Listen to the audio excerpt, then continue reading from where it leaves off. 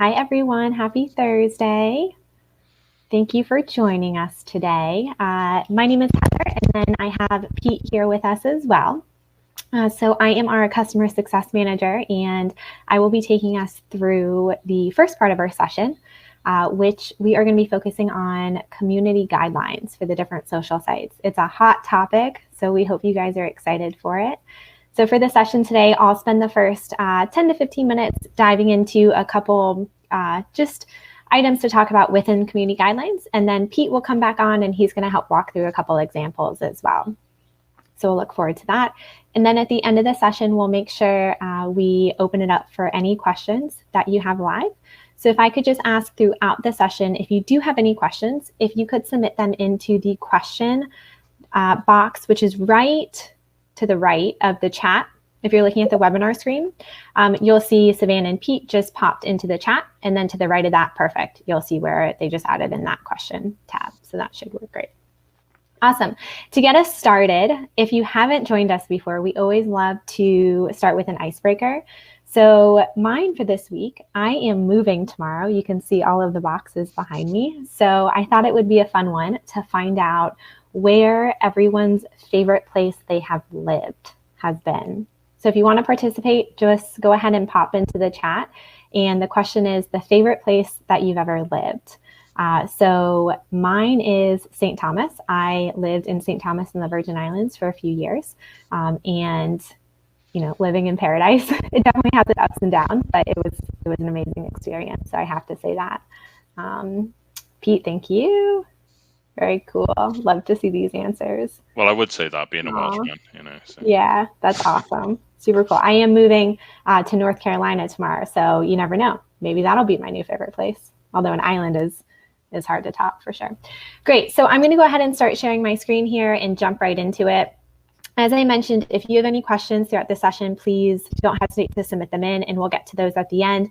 Please, if I could just ask that you keep them relevant to community guidelines, because this is such a big topic. We want to make sure we're conscious of everyone's time and can handle and answer these questions live. Great. So thank you, everyone, for putting in the roads in St. Thomas, Mary. Yes, they are interesting, especially being born and raised in Florida. It was quite a transition, that is for sure. Great.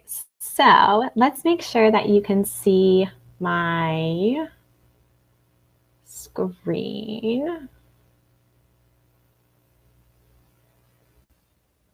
Perfect. So you should be able to see here my screen, and I am just going to go ahead and take us through kind of the highlights of community guidelines. Now, when we're talking about community guidelines, what does that mean? Really what it is it's the different policies that the social sites have put into place to help users follow practices that they recommend.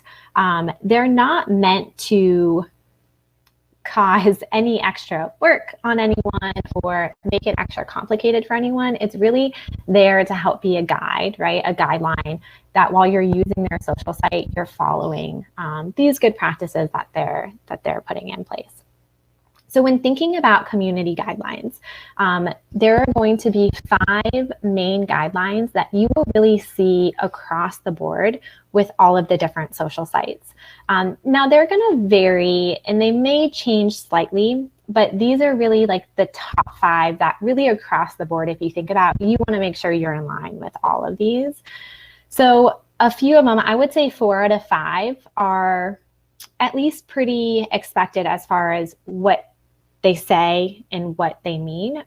So violence and criminal behavior, that would be avoiding posting any content, right, that is violent or illegal, anything in that nature. Safety would be not posting any content that could cause harm to others. So promoting self-harm or bullying, anything in that aspect could be considered safety. So again, just thinking violence, illegal for the first one, safety for the second. Objectionable content. Now, this one could be a little bit more broad, right? Because what is objectionable to Hugh? But really what they mean in this is more so around like hate speech, anything that would be considered hate speech from a content perspective, really any type of cruel or insensitive content can also fall into this category. So again, if it's positive content, you're on track with that. Number 4, integrity and authenticity. I am actually going to skip over that because that's going to be the big one that we're going to focus on today. And then so number 5 that you see is respecting intellectual property. So making sure the content that you're posting, you have authorization to post. It's yours to post and you're not taking it without being granted to it from anyone else.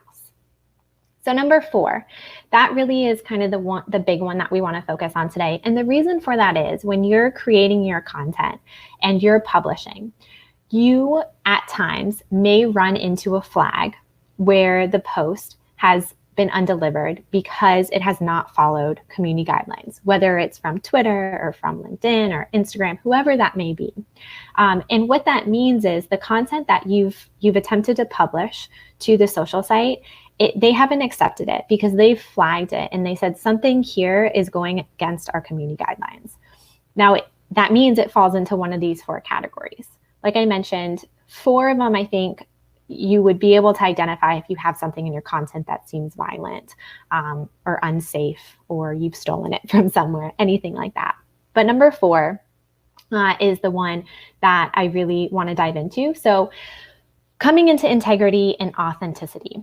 So what it says really is spam content, misrepresenting anyone or any business, any individual, any type of false news, huge one, memorialization and inauthentic behavior.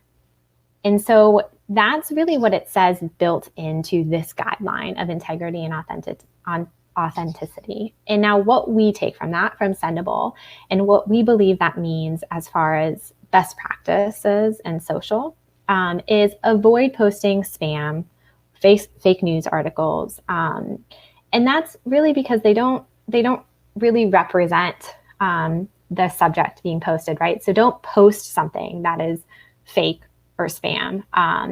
And that is going to cause the account to look inauthentic. So it really falls into all of these different things that it says in integrity and authenticity. And as I mentioned, Pete is going to go through some examples, which I think is going to really help everyone clearly see what could fall into this and why and how to improve it from there. One thing I want to note is that I mentioned at the beginning, this isn't meant to cause extra work or make it really challenging for content creators, social media managers, agencies managing clients. It's not supposed to make it harder. It's really supposed to help guide you into finding better engagement, right? Because if we're posting content that is engaging, it is authentic, then the user who's viewing it is going to want to engage more, and it's going to increase the activity, the engagement, the follower count for that business as well. Another thing that falls into this also is ad type content. And now when I say that, it's posting content that is inauthentic to the business, meaning it's not telling a story, or it's not opening conversation. It's not providing an engaging piece of content. Instead, it's really only selling. So, here's a picture of a product that we have. Call us to purchase, or look at this great, discount that we're running for the next 2 weeks. Visit our site or sign up here. We're directing the user off of Instagram, and we're directing them to purchase something. The point behind that content is ad, and that would be considered inauthentic. We don't want to post content that is ad-like, not using one of the ad services from the social sites. So that's another thing that falls into this. And that's a big one because there's so many little things that can come across in a selling perspective. And we may not always even mean it, but it definitely can feel to the user viewing it that, oh, this is an ad. Pete and I were catching up about this earlier, and I was thinking to myself, when I'm on Instagram, and a great way to look at this is like try to put yourself in the shoes of the user who's going to be on looking at the content. If I'm on Instagram and I'm scrolling and I see a piece of content that is interesting to me. And maybe it does have a little bit of a selling point to it. And I click on it and I go to the profile of that business. If 50 of those posts that I see on that profile are all ad type content, I am quickly going to not want to engage anymore. If the content I see is showing me stories about the team members that work at the business or customers who the business is supporting, or the story behind the business, anything really authentic is more engaging. So it gets me, again, to want to maybe follow the business, and then I'm going to be engaged with the content more. So I know I'm saying a lot, but I'm just trying to put everyone into perspective around really the ultimate goal here is to get more engagement, whether it's for our clients, it's for our own business, whatever that may be. And so we want to look at these community guidelines as a way to help promote that and really foster that positive best practice social strategy. So once I ask Pete to go ahead and jump on, I'm going to post into the chat some helpful resources that walk through the different community guidelines for the social sites. And so the ones that I'm going to highlight are Facebook and Instagram, Twitter, Pinterest, and LinkedIn. Now, additionally, after this session, once we wrap up today, there will be a recording of this sent to you. Additionally, we always upload all of our webinars, all of our deep dive sessions into our help desk. And I will make sure that all of these resources are included on that as well. So if you ever just go to the help desk, starting next week, and you search for community guidelines, you'll see the deep dive, and these resources will be available as well. So that is my side of things. Hopefully I didn't talk too much there. And I'm going to go ahead and stop sharing and just ask that Pete jumps on. Hi, Pete. Hello. How are you doing? I'm okay. Perfect. Let me get this to stop. There we go. Awesome. So yeah, that was awesome. Cheers, Heather. So yeah, like Heather said, when these social sites are bringing out these community standards, I know from I've been in Sendible support for 4 years, close to, like, give it a week or two, and I know that the community standards can be a nightmare sometimes, trying to understand why stuff is getting blocked. But I think the number one thing to remember, like Heather said, is that the reason why these sites do this is twofold, essentially. One, they want you to be successful on their sites by actually creating engaging posts, because I'm sure from their business perspective, if you think about it, if you create engaging posts and you know that the posts you're creating are engaging, you're more likely then to actually pay for advertising. But that's the other side of things as well, is that as they've got these advertising things that people can pay for, when they see people posting advertorial, for want of a better word, content, and they're not actually paying for ads, then obviously from their business perspective, it makes no sense to actually allow that to be a thing, essentially. So what I'm going to do is I'm going to go through a couple of examples from some posts that I've been able to find. And hopefully this will make a little bit more sense for you. So let me just share my screen here. And we'll go into infinity and beyond. Cool. So this is the example I wanted to use for Facebook. And essentially, if you look at this post, you can see that it's essentially saying, to contact us to speak with an attorney. There's a bit.ly link. The hashtags being used aren't particularly engaging. There's no actual story being told here. If you actually saw that on Facebook, I know for myself, if I saw something like that on Facebook, I would literally be scanning past or straight past it. Yeah, I wouldn't be talking. I wouldn't be thinking about how can I interact with that? How can I communicate with that? And if there were any links on it, if I did click on them, then I would be taken off Facebook altogether. So, and we can see here that Facebook is saying that something violates policies, and essentially what they'll do sometimes is they'll temporarily block you from actually using their features. And if we look at this, we can see that why that may have actually been blocked by Facebook. We can see that essentially we've got contact us, we've got view all of them here, another link here. contact our attorneys, and there's a link here to actually take stuff off. And essentially what these posts are doing is they should actually be adverts, number one. Number two, they're not causing any sort of engagement or conversation. And also then you can just see that, like, it's just sending people off the site. Facebook, any social site, wants you to remain sticky on their platform, because the more you're on there, the more likely you are actually then to actually click on one of their ads, and they're going to be generating some revenue from that. Similar thing here with Instagram. We can see here the post has declined by going against Instagram standards. And if we look at this, we can see that on the whole, it's not too bad. We've got a nice little video here. But then if we consider what is actually being said in this, well, there's a couple of things going on here. Number one, we can see that a advert is being sent for a URL inside of Instagram, which generally, unless you're really popular on Instagram and you've got the blue badge, it's pointless actually putting any links into an Instagram post, and they generally don't like that either. And again, obviously, we're trying to divert people away from the platform. So as I said here, the content of the post doesn't look conversational.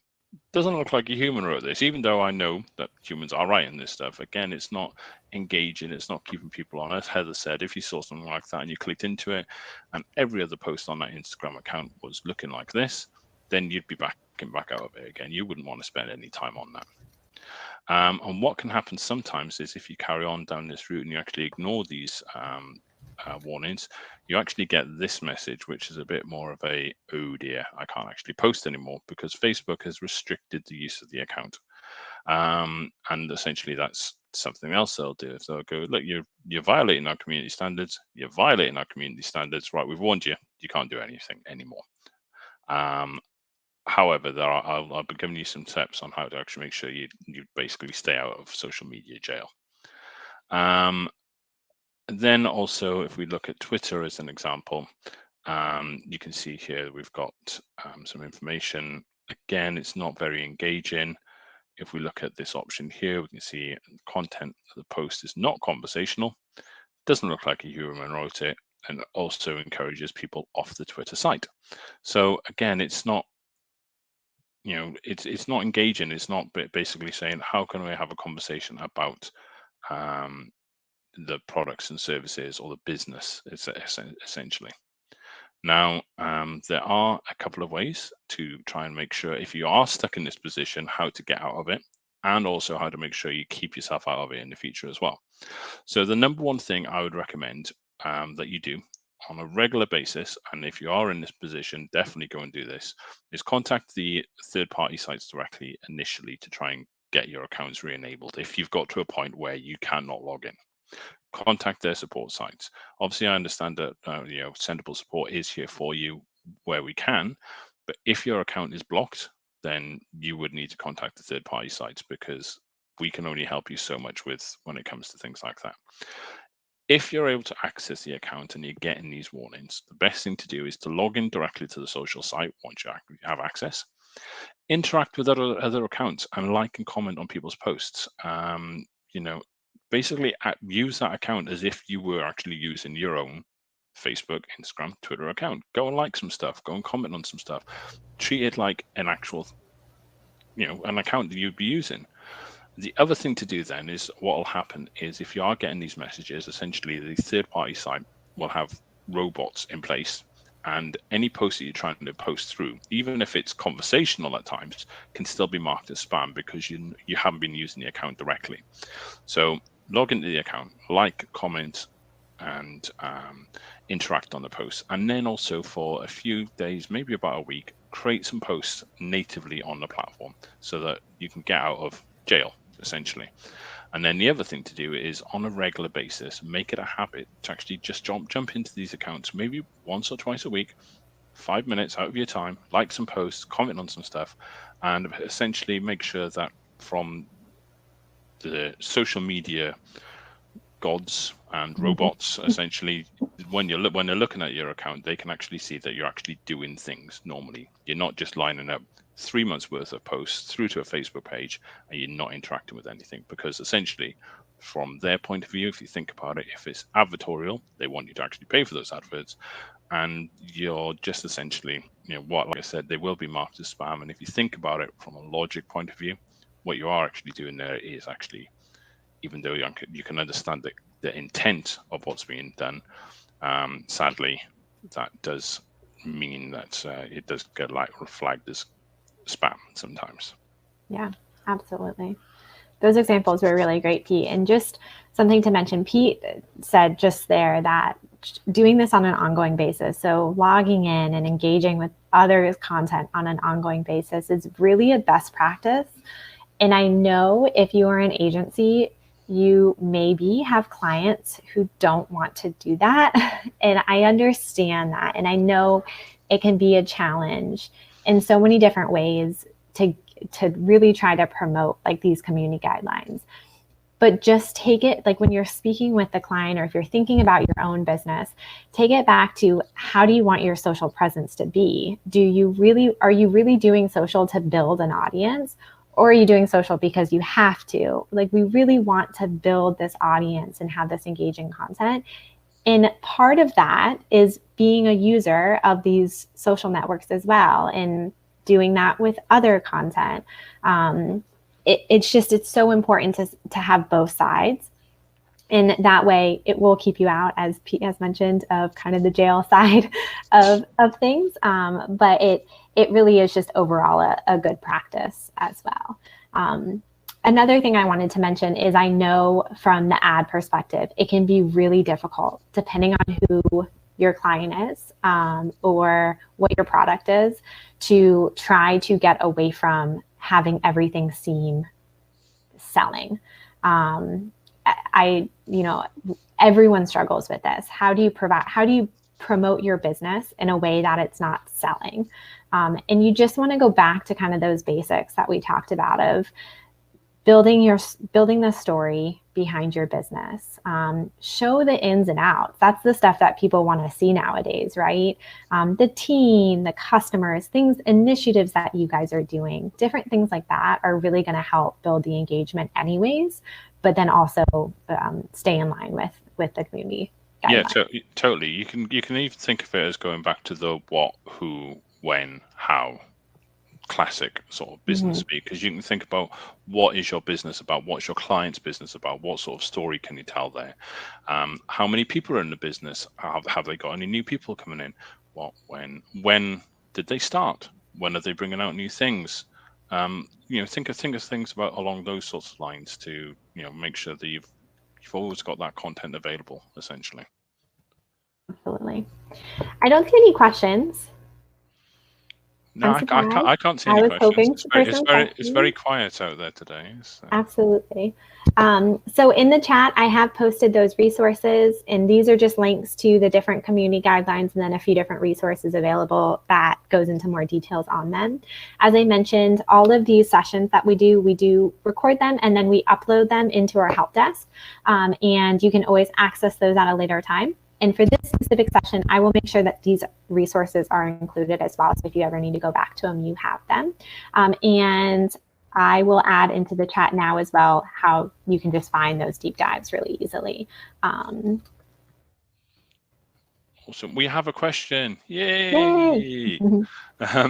Sarah, thank you for this. I have a question. Please ask your question. So.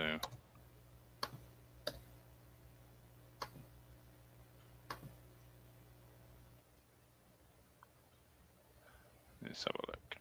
Cool. Should we use some bit.ly links in social media posts? If not, how do we track in Google Analytics? Essentially, the way that the tracking works within Sendible, we do actually look at the bit.ly links to be able to pull through some information about the tracking of your posts. So I would use bit.ly links inside of the posts. Yeah. Hopefully that answers. You can also use Google Analytics inside of Sendible as well if you want to. We've got an option to be able to add the Google Analytics account in, so you can do both. So,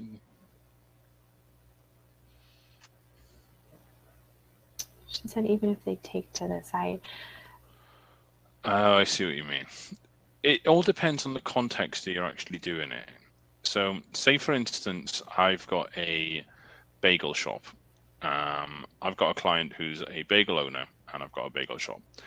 If I'm creating a post saying, these are my bagels, come and buy them, link, that could be conceived as, like, it's not very engaging. It could be perceived as advertorial. If, on the other hand, I've got a post, and this is Joe in the kitchen making up some dough, and then the next sort of post, here's how he makes the dough, this is the flour he uses, etc., etc. You're telling the story about the business. Or these are some of our donuts. They're like cronuts, but better because they're made with something else. And then you're putting like links in there that, they're not going to be completely unfair, because at the end of the day, like I said, the social sites want you to be successful on their platform, because if you're successful, they're successful. But it's all to do with the context in which you're using those links. So if you're just going, these are our donuts, come to our shop, link. Or if you're saying, this is our story about how Joe in the kitchen made these donuts, and these are our new sorts of donuts we've got, link, then that's obviously a lot more engaging than just come and buy it because we want to sell it. Does that answer your question a little bit there, Sarah?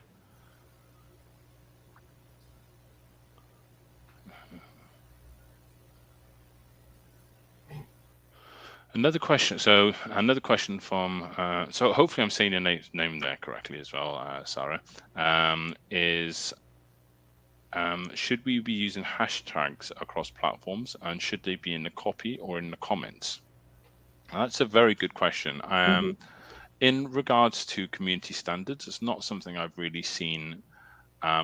Whether it's in the first comment or within the actual post, what you can get flagged for. However, what you can get flagged for with hashtags, and I'm glad you've asked this question because I didn't really have any examples of this, is if you're using the same hashtags all the time, then that can be a big no-no, especially on Instagram. If, for instance, you're going back to the bagel shop example, you're using hashtag bagels, hashtag flour, hashtag yum, hashtag cronuts, for argument's sake, and you're using the exact same ones every single day for months and months and months and months, then Instagram doesn't like that at all. They're still seen as inauthentic behavior because, again, you could use those over and over again by using a platform like Sendible and have everything scheduled out ahead of time. And I think the ultimate thing to think of here is, how can we make sure that the posts, the content we're creating for our clients, looks like it was actually posted by a human. It was posted by the business owner. It wasn't posted and created 3 months ago and we've just let things run out. But I would highly recommend, if you're going to use hashtags, make sure you mix up those hashtags, because again, you can get flagged for that for community standards there. Hopefully that answers your question there, Sarah.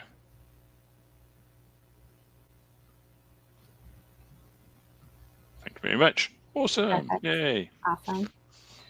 Great. Well, I don't see any other questions coming in at this time, so we are right at the time as well. So thank you guys so much for joining. Like we said, we know this is a hot, big topic, and we do want to provide as much insight and best practices on it as we can. So hopefully you did find it to be valuable. Again, we'll have this information into our help desk in the coming days. I included that link as well. And if you do not know, we do hold these sessions every Thursday at 12 p.m. Eastern, and that's 5 p.m. British summertime. And we hope that you guys can join us. You can always find any upcoming webinars just by going to sendible.com/webinars, and they will all be there. So we hope to, awesome. Yay, love the feedback.